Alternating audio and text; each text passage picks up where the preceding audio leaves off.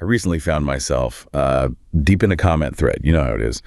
And I was watching this woman, let's call her Elizabeth, lay out her ironclad strategy for modern dating. Oh, I'm already intrigued. An ironclad strategy. Completely. She was composed, very articulate, and just completely unyielding about one specific rule. She was. She will never, under any circumstances, agree to a simple coffee date. Ah, the great coffee date debate, a modern flashpoint. Exactly. To her, a $4 cup of tea isn't just a beverage, it's a low-effort insult. An insult. Wow. Yeah, she saw it as a sign that a man is running and this is her phrase, a high-volume, low-cost operation, and she's just another number in his spreadsheet. So she's viewing it from a purely economic, almost a business process perspective. 100%.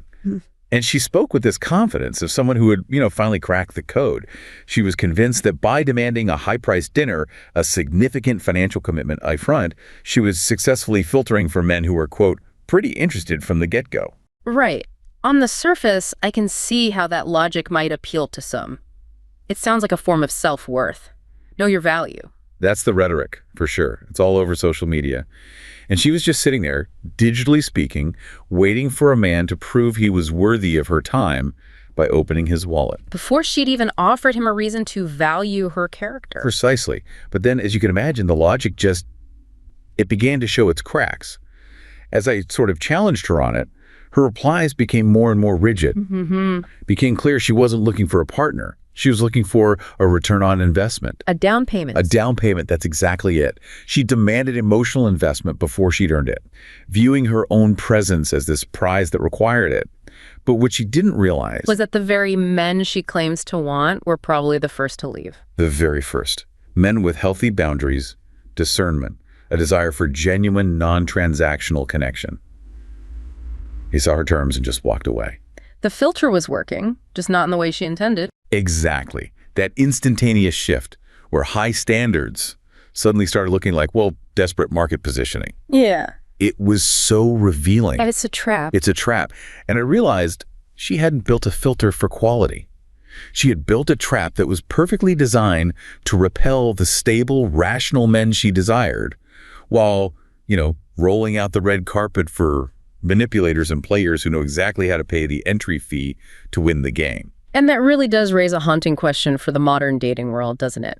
Are your high standards actually protecting you, or are they just making sure you never meet the person you're actually looking for? Yeah, the question. And that narrative, the story of Elizabeth, it perfectly captures the core dilemma we are diving into today. This is not, despite how it sounds, just a discussion about dating etiquette or the price of a latte. No, it's much deeper. It's a deep examination of the conflict between what people think are high standards, specifically these financial demands, versus the evolutionary necessity of mutual low-risk evaluation.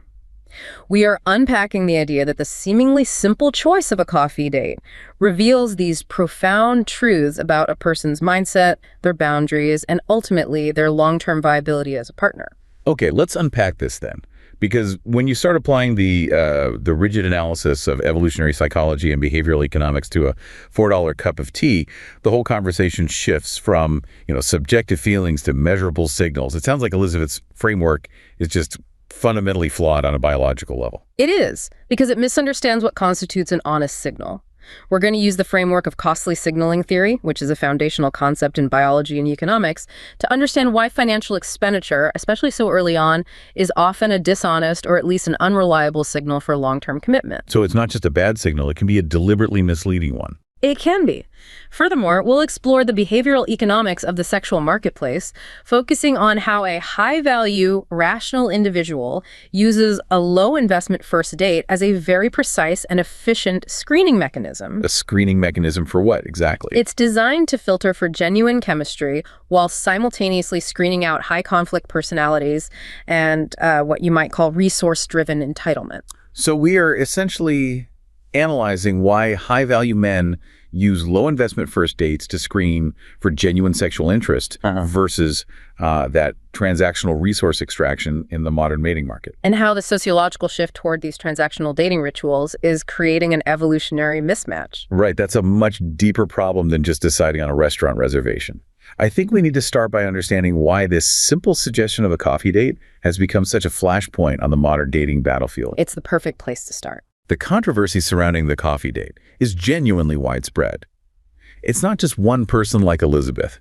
I mean, you look across dating forums, TikTok, Reddit especially, and the debate is it's incredibly polarizing. Some people view the suggestion of a casual meeting as a massive offense. That's right. The language used online is incredibly charged. It's not just, I prefer dinner. The meet for coffee invitation is frequently labeled as too low effort, disrespectful, or a sign of someone being fundamentally cheap. Right. Cheap is a word you see constantly. The core complaint is often articulated as something like, my time is valuable, and if you can't be bothered to put in a minimal amount of planning and spending, you don't respect my value. And the critique often focuses on the perceived entitlement of the man, that he is treating the woman like an easily interchangeable commodity. Trying to maximize his volume of dates while minimizing his costs per interaction. That phrase Elizabeth used, high volume, low cost operation, that's a direct reflection of this really widespread fear. Precisely. They are viewing the date not as a mutual information gathering exercise, but as a preliminary transaction. However, this emotionally charged critique often overlooks the overwhelming rational, practical, and even safety-focused advantages of a low-cost, low-risk initial meeting. Let's break down the rational case for the low-cost date, because the logic here, when you step back from the emotion, is actually quite sound. The first and most obvious point is just simple resource allocation. Indeed. If you are a rational actor operating in a market with high uncertainty, which is exactly what meeting a stranger from an app is, you minimize your initial investment. Until you have more data. Exactly, until you have sufficient data to justify escalating that investment. A coffee date minimizes two critical resources, time and money. The most you lose is an hour or two of your time, which is easily scheduled into a busy week, and, a minimal financial outlay. Compared to a formal, expensive dinner. Which, conversely, requires scheduling at least 2 or 3 hours, a substantial financial commitment, and it often forces a level of formality that actually gets in the way of genuine interaction.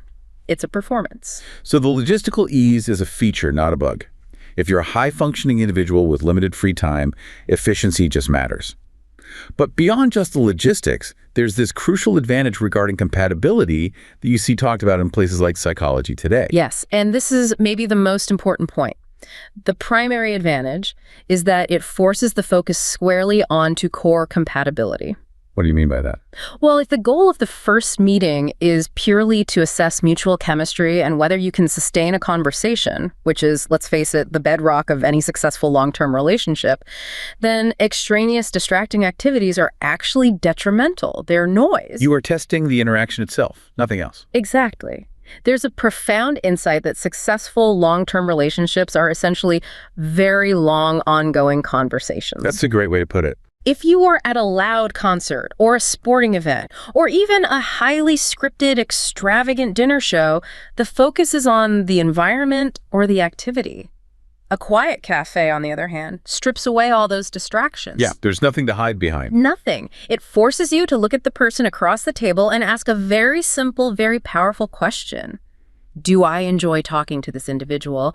And if the answer is no, a $3 coffee just saved you a $200 evening and 3 hours of your life. I think that's an essential point that gets completely lost in all the social media noise. People mistake the quality of the activity for the quality of the person. Yes. The goal isn't an impressive activity. The goal is character assessment. And we absolutely must emphasize the critical element of safety and boundaries. This is especially true for women meeting complete strangers from dating apps.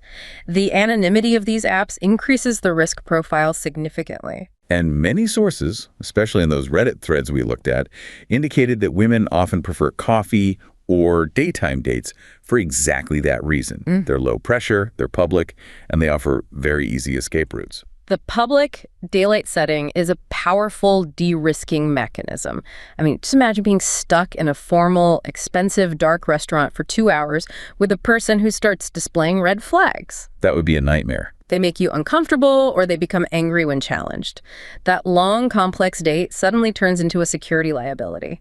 The casual meeting where you can genuinely say, hey, I have to run after 20 minutes with no drama or financial obligation, that prioritizes personal safety and comfort over social performance. That is behavioral rationality overwhelming cultural expectation. Yeah. So the casual date then is fundamentally about minimizing both financial and physical risk. Which brings us to the perspective that the coffee date is actually a crucial filter, a pre-date, or what some users call date zero. It is an intentional audition. Okay, so how does that filter function in practice? It provides important data immediately, often before the date even happens. A high-value individual who is screening for maturity and rationality suggests a low-cost meeting. If the other person takes immediate, rigid offense to that suggestion... Like Elizabeth did. Right. If they refuse to compromise or even discuss an alternative, that signals a potential mismatch in values or a transactional mindset right away. It is information that you do not need to spend $200 to acquire. So the resistance to the rational, low-cost meeting is, in itself, a screening mechanism. If they prioritize the cost of the date over the potential for a connection, that tells you something really profound about their priorities. A Reddit user perfectly encapsulated this. He said he's actually glad when someone is so quick to judge the type of date being suggested because it's a bullet dodged. Right, it saves time. It signals high conflict, high entitlement, and a lack of sound judgment regarding resource allocational qualities that are highly undesirable in a long-term partner. But to be fair, we have to acknowledge the disadvantages raised by the low-effort critique. For some people, the conversation-only focus feels too much like an awkward job interview. That's a valid point. And the low cost can make it difficult to discern the man's true romantic interest or, his willingness to invest later on. Those are valid concerns regarding what we'd call information asymmetry. If the effort is too low, it doesn't adequately differentiate romantic interest from, say, professional networking or just a desire for a casual hookup. Unless the intent is explicitly stated. Right. The ambiguity can be frustrating for people. Which is why some people prefer low-cost dates that incorporate activities to avoid that staring contest feeling. Examples we saw included things like going to an art gallery, playing mini-putt, or walking around a local market. That is the sensible middle ground. Something low-cost but engaging. Exactly. Incorporating an activity, even a cheap one, creates a shared experience, and it allows for the assessment of character data beyond pure conversation. That's a really good point. What kind of data? Well, how do they handle losing at mini-putt? Do they treat the gallery staff respectfully? How do they handle a minor unexpected stress, like getting a little lost? These observations are incredibly valuable for assessing character, integrity, and emotional regulation. You learn a lot more from that than from watching someone order the expensive wine. Infinitely more. Regardless of the specific activity, the main thrust remains. The best initial dates prioritize interaction and character assessment over financial display. And this brings us right back to Elizabeth's mistake. She trusted the financial signal over the character signal. To understand why that's such a trap, we have to look at the evolutionary science of signaling. Let's delve into the deep science of how organisms signal value and commitment. Okay, so we're moving from the social media battlefield into evolutionary biology now. We need to introduce costly signaling theory, or CST, and explain why it's really the definitive lens for understanding genuine commitment in dating. Costly signaling theory explains a fundamental puzzle in nature. How can organisms trust each other when conflicts of interest, like those inherent in dating, mating, resource competition, are just, well, they're ubiquitous? Right, everyone has their own agenda. Exactly. The theory states that organisms signal beneficial qualities or cooperative intent in ways that are inherently reliable. And reliability is the key word here. What makes a signal reliable? It's reliable because it is difficult or too expensive to fake. Natural selection has equipped all of us with anti-manipulation adaptations. We are instinctively skeptical of signals that cost nothing. Talk is cheap. Talk is cheap. If a signal costs you something substantial time, resources, or risk, and if it is comparatively cheaper for a genuinely high-quality individual to produce that signal than a low-quality individual, then the signal is honest. So if a faker tries to produce the signal, it either costs them way too much or they just fail to achieve it. Absolutely. This is often referred to as the handicap principle, which is a core component of CST. Think of the classic example, the peacock's tail. All right, the big, beautiful feathers. It's huge, it's heavy, it's metabolically expensive to grow and maintain. It's a massive handicap in terms of escaping predators and just basic survival. Only the most vigorous, genetically healthy male one who can afford to carry that handicap and still survive can produce such a magnificent, costly tail. So the costly signal is reliable precisely because it's an extravagance. It's a challenge that only the highest quality individuals can successfully afford. Exactly. If an individual lacks the underlying quality, be it health, strength, or wealth, they would suffer disproportionate damage from attempting the signal. The tail, or in our case, the expensive date, becomes not worth faking for the low-quality individual. However, and this is a crucial distinction, we must be very careful about what quality is being signaled. Okay, let's look at the classic signals of quality that our sources detail. The first one is risk-taking. Historically, high-risk behavior, particularly among young males, served as a powerful signal. Think of dangerous forms of traditional hunting or warfare. Things that could get you killed. By engaging in risky acts and surviving, an individual signaled physical skill, superior coordination, good judgment under pressure, and bravery. These traits directly correlate with the ability to provision and protect a family unit. And the danger involved, the risk of failure, is the cost that authenticates the signal of competence. If you fail, the cost is death or serious injury, which obviously removes you from the mating pool.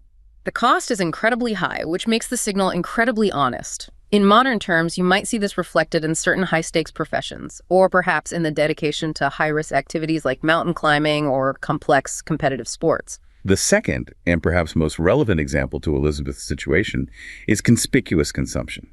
This is the signal she is actively soliciting. It is. Conspicuous consumption is a signal of wealth and status achieved by purchasing goods that provide little additional utility over much cheaper alternatives.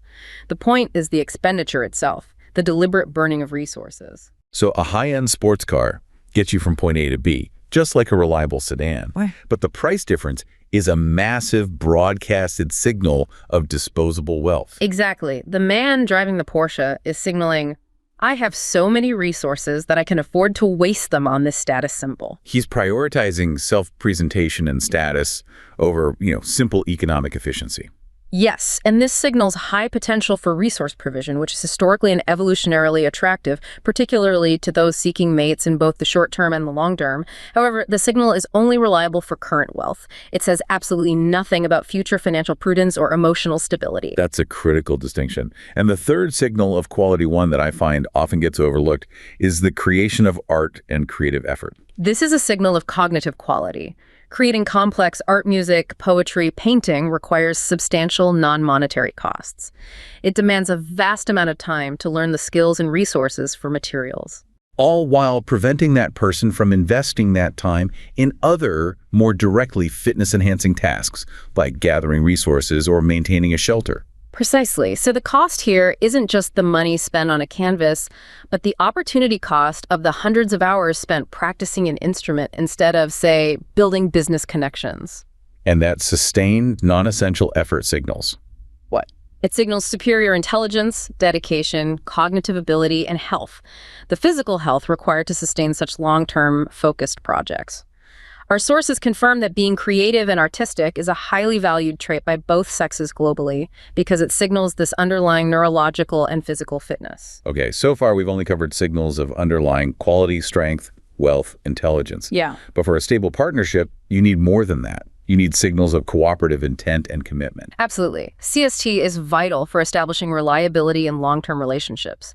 Before you cooperate with someone, you have to assess the likelihood of receiving future benefits, and that requires a signal of commitment that a defector wouldn't bother to maintain. And this is where dyadic gift-giving comes in. Yes. Gift-giving is a universal means of signaling commitment to initiate and maintain cooperative relationships. The financial or material costs of the gift must be large enough that a short-term defector, a person only interested in a one-off encounter, would find the cost not worthwhile relative to the anticipated short-term gain. So the cost screens out the short-term player. But this is where the nuance is so critical, particularly when you apply it to dating. If the goal is long-term commitment, the nature of the gift seems to matter more than just the sheer material value. This is the fascinating evolutionary finding. Gifts that don't significantly increase the receiver's fitness. So, Gifts that are less materially valuable but more thoughtful and personalized may actually be favored for long-term signaling. Wait, hang on. Why would less materially valuable gifts be better? That seems counterintuitive. It does, but think about it. It's because they reduce the risk of being manipulated by those seeking purely material benefits. A person focused only on transactional gain will happily accept a huge impersonal cash gift or an expensive bottle of wine. Sure, no problem there. But they are less likely to be swayed by a custom-made playlist, a thoughtful piece of art relating to a shared memory, or a rare book on a niche topic you mentioned once in passing. Because those things don't have a high resale value. Exactly. But more importantly, these personalized gifts signal attentiveness, empathy, and effort, the genuine high-cost signal of time and cognitive load. These qualities are incredibly difficult to fake and signal high cooperative intent. This is the perfect mechanism to debunk Elizabeth's entire strategy. She is demanding an expensive, impersonal financial signal, the costly dinner, which costly signaling theory shows us is actually the least reliable signal for long-term cooperative intent. And the easiest signal for a short-term player to fake. It's the moment the evolutionary analysis confronts the modern mating market, and the core mismatch becomes not just visible, but starkly apparent. Yeah, you can't unsee it once you understand the framework. Let's focus on Elizabeth's fundamental error then. The conflation of financial investment with emotional investment. She believes that a high-cost first date equals high interest and high character. And that belief is based on deeply flawed logic. An expensive date signals a willingness to spend money. That's it, full stop. That's all the information you get. That's it. That willingness could stem from genuine interest, or it could be a signal of financial recklessness, a lack of boundaries, or most commonly in the dating world, simply an attempt to buy access. The sources stress this repeatedly. The price tag tells you absolutely nothing reliable about character, integrity, or emotional maturity. Whereas true, reliable effort is measured not in dollars spent, but in attention paid. Exactly. The high-effort, reliable signal for a long-term partnership is the cognitive investment. Thoughtful questions, deep, sustained engagement, remembering details from previous conversations or the person's profile, demonstrating empathy. These signals are metabolically costly in terms of time and cognitive load. But they're inexpensive in terms of cash. Right. A man who spends $5 on a coffee and provides 2 hours of focused, thoughtful engagement is signaling high effort and high character. The man who spends $200 on dinner but is distracted, self-focused, or checking his phone is signaling low effort but high spending. Elizabeth's filter selects for the latter and systematically rejects the former. And this demand for an expensive first date, it immediately frames the relationship within what we'd call a resource extraction paradigm. It shifts the entire dynamic from mutual evaluation to transactional negotiation. The request sets up a dynamic where one party is required to pay a fee to earn the other person's attention. Which is a severe mismatch, and it's exacerbated by the nature of online dating. I mean, in the traditional social network model, you had context. You knew if someone was financially stable, if they were kind to service staff, if they had a good reputation. You had data. You had data. Online dating strips all of that away, creating a huge information deficit. And people like Elizabeth are trying to fill that information void by demanding a financial proxy. They substitute the costly signal of wealth, a meal, for the costly signal of character and genuine intent, which takes time to reveal. The backlash from rational daters online really highlights this defensive strategy. We saw men on Reddit who view the demand for an expensive first date, the expectation of at least a meal or $100 minimum, as a strong signal of entitlement. They are using the low-cost coffee date as a counterscreen. It is a calculated, defensive behavioral economic strategy.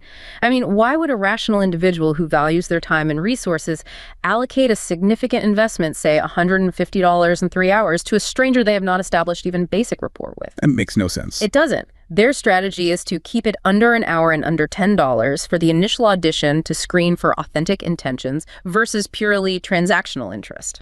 So if Elizabeth demands an expensive date, she's essentially running a filter that screens herself out of contention with these rational, resource-conscious partners. That is precisely how the filter backfires. By demanding a high-cost first date, Elizabeth actively selects against the very men she claims to desire for long-term partnership. Men with healthy boundaries, good resource management, and a desire for genuine mutual evaluation before escalating investment. These stable, rational men are the first ones to recognize the red flag of entitlement and just walk away. And on the flip side, the high price tag attracts a very specific and usually undesirable profile. It acts as an admission ticket for men who are willing to pay the fee for access. And who are they? They're manipulators, they're players running a numbers game, or they're men with poor boundaries who use money as a shortcut to intimacy. They understand the transactional framework perfectly. They do. They know that by paying the $150 for the steak dinner, they bypass the difficult work of demonstrating character and attentiveness. They are simply buying the opportunity to win the game or secure a short-term outcome. So you're saying that if a woman announces her filtering criteria is financial display, she attracts the people who are most skilled at financial display, regardless of their integrity. She sets up a resource bidding war. The man who is genuinely interested in a long-term, non-transactional connection is deterred by the initial high demand because he views it as poor judgment. The man who is only interested in a short-term outcome, who views dating as a business negotiation or a sales pitch, is perfectly happy to pay the initial high cost because he sees the potential short-term return on that investment as worthwhile. He's paying for the opportunity, not signaling commitment. Exactly. That's the deepest irony of this market positioning. Elizabeth views her strategy as having high standards, but evolutionary analysis reveals it as this self-defeating market announcement that only attracts players and manipulators who can afford the entry fee. It positions her as a transactional commodity requiring a down payment, which repels the commitment-minded individuals who are looking for a partner, not a prize. To successfully find a stable partner, you have to prioritize character assessment over financial display. This necessitates a real shift in focus then. If we agree that the coffee date is the superior initial filter, how should people actually be using that time? What should they be evaluating if the dollar sign is an unreliable signal? They need to focus on signals of genuine respect and emotional regulation, which are high cost in terms of cognitive effort. Okay, like what specifically? Look for curiosity. Do they ask thoughtful, open-ended questions about you, or is it all about them? Look for consistency. Does their online presentation align with their real-life demeanor? And look for small behavioral cues. Yes, absolutely. How do they treat the barista? Are they listening actively, or are they just waiting for their turn to talk? Are they on their phone? We're moving the goalposts from did he spend enough money to did he spend enough attention? Yes, because attention and respect are the true, non-falsifiable signals of a healthy, cooperative partner. Financial stability can be faked, or it can be short-lived. Respect and emotional regulation are deeply ingrained behavioral traits. The timing of the costly signal is also crucial here. When does the financial investment actually become an honest signal of commitment? It's not immediate. In costly signaling theory, the escalation of investment signals increasing commitment as the relationship matures. So it's a gradual process. It should be. If you have had several successful, mutually enjoyable, low-cost dates focused on character assessment, then a rational individual who is becoming emotionally invested will naturally increase the investment, both financially and emotionally. At that stage, the expensive date is no longer a filter for access. It's a celebration. It's a celebration of increasing commitment, making it a reliable signal. So the dinner date isn't the key to unlocking a relationship. It's a marker of having already established one. Precisely. If someone demands the high-cost signal before they have provided the high-effort signal of character, they are demonstrating poor judgment and a fundamental misunderstanding of what makes a relationship successful. This whole discussion provides such a deep understanding of why this simple coffee date acts as this powerful, low-cost screening tool for character and compatibility. It does. It forces both individuals to rely on the genuine high-effort signal, focused attention, and engaging conversation. Because it removes the distracting, easily faked, high-cost financial signal. It allows rational actors in the dating market to efficiently allocate resources and mitigate risk while gathering the crucial character data necessary for long-term relationship success. So for our listener, what does it mean to have true high standards in the modern dating world, based on this evolutionary and behavioral analysis? A true high standard is filtering for behavior and integrity, not for proxies like financial expenditure. It means prioritizing healthy boundaries, sound resource management, and a non-transactional worldview. The individuals who respect your time and money before they know you well are the same ones who will demonstrate the integrity to respect you over a lifetime. And the demand for expensive first date. It screens for access, not character. And if we look at the larger sociological implications of this transactional trend, What's the ultimate consequence for the mating market? The rise of this transactional dating mindset, where both sides prioritize financial displays or superficial market positioning over genuine character assessment, is leading to a dysfunctional social market. It creates an evolutionary mismatch where the metrics used to filter for quality are optimized to attract manipulative partners while alienating stable, committed providers. The coffee date, therefore, is not a test of his wallet. It is a test of your judgment.